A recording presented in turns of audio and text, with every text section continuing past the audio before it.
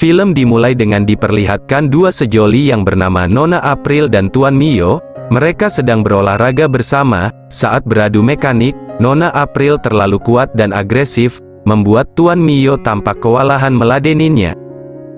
Setelah selesai, Tuan Mio pun meminta putus dengan pasangannya itu. Mendengar hal itu, Nona April terlihat biasa saja dengan sedikit marah. Lalu Tuan Mio dengan kondisi lemah, segera meninggalkan Nona April. Hari berganti, Tuan Mio bekerja di sebuah hotel. Dia bekerja di bagian depan sebagai resepsionis. Saat bertugas, tiba-tiba bos besar yang bernama Nona Bianca datang. Tuan Mio pun berjaga di lantai atas. Saat menunggu, datanglah seorang wanita yang anggun. Tuan Mio pun dibuat terpana melihatnya. Saat menghampirinya, ternyata wanita itu bernama Nona Ivy. Dia itu teman masa kecilnya Tuan Mio, dan salah satu wanita yang disukainya. Mereka pun akhirnya sedikit ngobrol, menanyakan kabar, pekerjaan, dan lain-lain. Lalu tidak berselang lama, datanglah teman Tuan Mio, mengajaknya kembali bertugas, sedangkan Nona Ivy juga segera pergi. Salah satu teman Tuan Mio ternyata mengetahui siapa sebenarnya Nona Ivy. Ternyata dia menjadi wanita simpanan. Mendengar hal itu Tuan Mio tidak percaya. Temannya juga memberitahunya, Nona Ivy sekarang berada di salah satu kamar di hotel ini.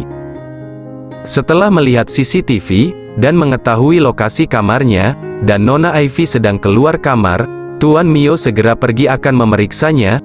Dia memasuki kamar itu secara diam-diam.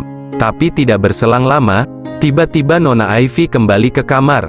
Mengetahui hal itu, Tuan Mio panik, dan segera bersembunyi. Ternyata, Nona Ivy kembali ke kamar dengan Nona Bianca. Tidak berselang lama, mereka langsung beradu mekanik. Tuan Mio yang melihatnya sampai terpukau dan tidak percaya. Setelah beberapa saat, Tuan Mio dan Nona Ivy kembali bertemu. Mereka kembali berbicara. Tuan Mio hanya bisa diam, pura-pura tidak tahu setelah mengetahui hubungannya dengan Nona Bianca. Tapi Tuan Mio pantang menyerah untuk mendapatkan Nona Ivy. Mereka terus berbicara hal lain sambil jalan pulang bersama. Mereka berbicara masalah keinginannya memiliki sebuah keluarga dan lain-lain. Saat sudah berada di rumahnya masing-masing, mereka terus berkomunikasi lewat video call. Mereka masih membicarakan sebuah keluarga, tapi tiba-tiba, Nona April datang dan langsung memeluk Tuan Mio. Nona Ivy yang melihat ada wanita lain hanya bisa diam dan mematikan teleponnya. Mendengar pembicaraan sebuah keluarga, Nona April juga menginginkannya, dan meminta ke Tuan Mio untuk segera membajak ladangnya. Tapi Tuan Mio sudah tidak menginginkan Nona April. Dia pun segera menyuruh Nona April kembali pulang. Keesokan harinya, Tuan Mio dipanggil oleh Nona Bianca. Ternyata, Tuan Mio akan diangkat menjadi supervisor. Itu karena Nona Ivy meminta ke Nona Bianca setelah mengetahui Tuan Mio ingin menikah dan berkeluarga. Mendengar hal itu Tuan Mio pun sangat berterima kasih. Setelahnya, Tuan Mio mempunyai rencana. Dia melihat jadwal sibuk Nona Bianca. Saat dia sedang tidak bersama Nona Ivy, Tuan Mio mengajaknya untuk jalan-jalan, dan melakukan hal lain demi Nona Ivy bisa mencintainya.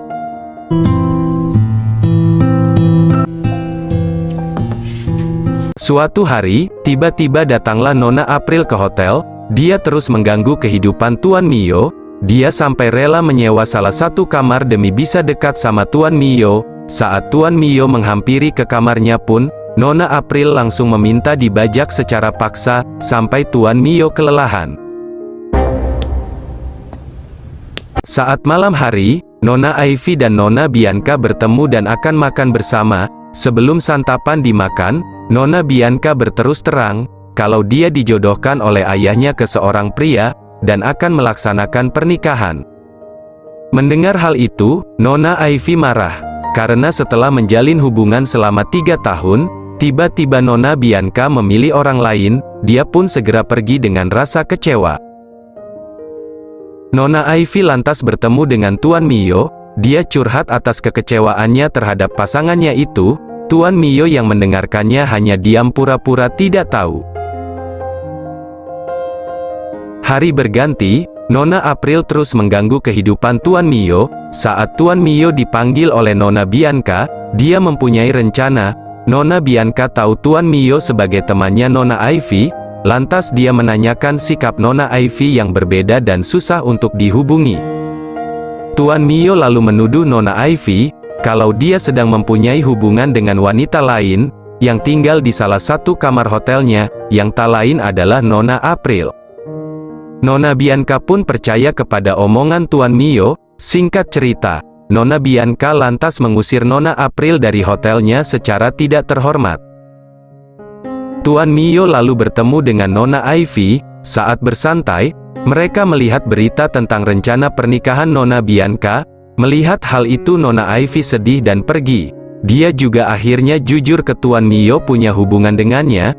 Tuan Mio pun sedikit menenangkan Nona Ivy, dan mereka pun akhirnya kerja malam bersama. Keesokan harinya, Tuan Mio kembali dipanggil oleh Nona Bianca. Ternyata, kali ini dia tahu hubungan Tuan Mio dan Nona Ivy bukan sekedar teman biasa. Nona Bianca juga meminta ke Tuan Mio untuk memberikan pilihan sesuai kemauan Nona Ivy. Nona Bianca juga memberitahu kalau pernikahannya batal. Tuan Mio lantas menemui Nona Ivy. Dia pun menyatakan cintanya, tapi Nona Ivy tidak ingin memiliki hubungan yang serius. Dia hanya ingin menganggap Tuan Mio sebagai temannya.